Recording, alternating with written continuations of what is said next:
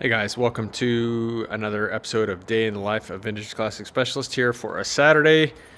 So today did not go anything like it was supposed to. In fact, it was a complete disaster. So my plan was to start the cowlick car today. So stopped at the auto parts store and picked up some oil on the way in to obviously fill up the motor and the electrical. I had already previously sorted out everything, knew the starter was working, all that good stuff. Was going to go, and after I put engine oil in the engine, I was going to go pick up about 5 gallons of gas and fill the tank up and then start priming and try and get it started, get some fuel flowing from the tank to the back and get her running. So as I was putting oil in, actually I put oil in, started with about 2.5 quarts because it doesn't have a deep sump, and that should have been, pretty full. It's about what they hold. And checked the dipstick, and it wasn't quite as high as I expected.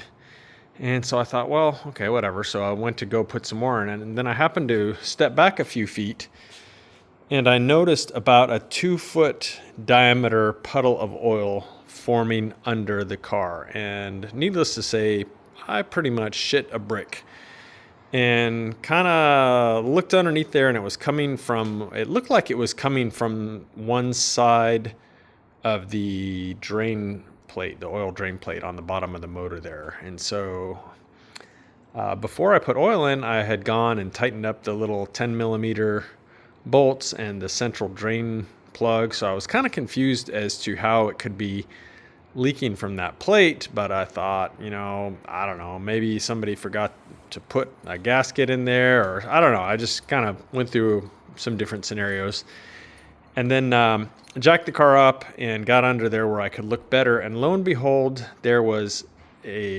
is a hole in the case, pretty near the drain plate, like just a few millimeters off to the side, and it's a hole that's probably, like a millimeter maybe in diameter. Apparently easy to miss, because not only did the machine shop miss it, who took the case and measured it, and I don't remember if they did an align bore or anything on it, but the case was definitely at a machine shop, and it was definitely at an engine builder who put the long block together after getting the case back from the machine shop. We stroked it out. We put a 74 millimeter crank in it. We kept the 92 pistons, making it a 1967 cc. It's got like a, Engel 120 cam. Anyway, long story short, those two shops both missed the fact that there was a hole in the engine case. And only when I put oil in it and oil started dribbling, well, not even dribbling, it was actually like a steady stream out that hole, then yeah, that's when I found the hole. And again, I'm pretty amazed that nobody else noticed it. I don't think I ever even really purposefully looked under the motor in that capacity. When I got the long block in, it already had the drain plate on it. I was underneath of it bolting the exhaust on and, bolting it into the car and stuff like that. But at no point did it dawn on me to inspect the case for holes. So here we are. This completely blows, and obviously the customer will not be charged for this, so my time in taking the motor apart or fixing the case or putting the car back together, that's on my dime, which sucks, but obviously not fair to charge the customer for that.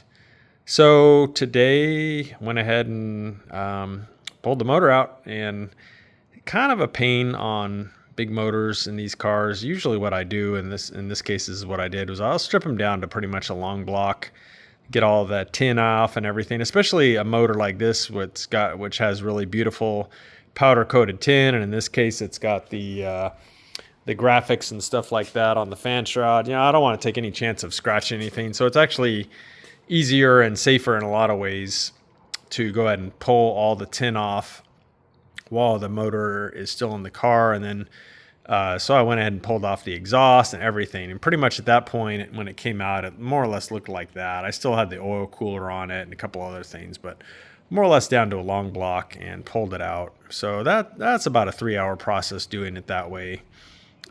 Takes quite a bit longer than a stock motor where the motor can come out intact. But anyway, so the motor will go back to its builder on Monday, and he will tear it down and then I guess have someone weld the case. It's a magnesium case, which can be welded, but yeah, and then it'll go back together and the car will go back together. So pretty major delay here in this process. Again, I was going to actually start this thing today. I did recently put a shifter in the car, this Berg shifter. And so honestly, other than maybe popping a driver's seat in it, once I got it started, I probably could have even at least kind of moved it under its own power. It's got brakes, everything. But so that was kind of my plan for today, but that got foiled pretty quickly and in a pretty awful way. But here we are. Sometimes, it seems to be the way it goes in this business. I've had transmissions before that were rebuilt that had issues, and it happens. The engine case is an original engine case, and it's been around a while, and it's still kind of amazing that nobody caught the hole, or maybe even a couple small holes next to each other there. But such is life.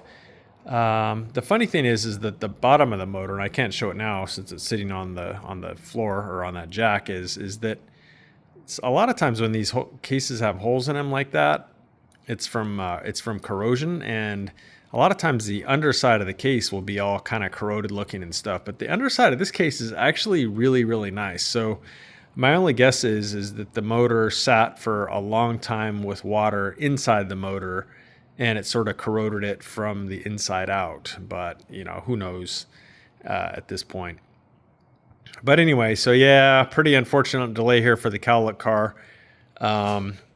Probably still keep working on it a little bit. Maybe I'll go ahead and put the front hood on and stuff, especially now that I'm done with the wiring and done with all this stuff up here.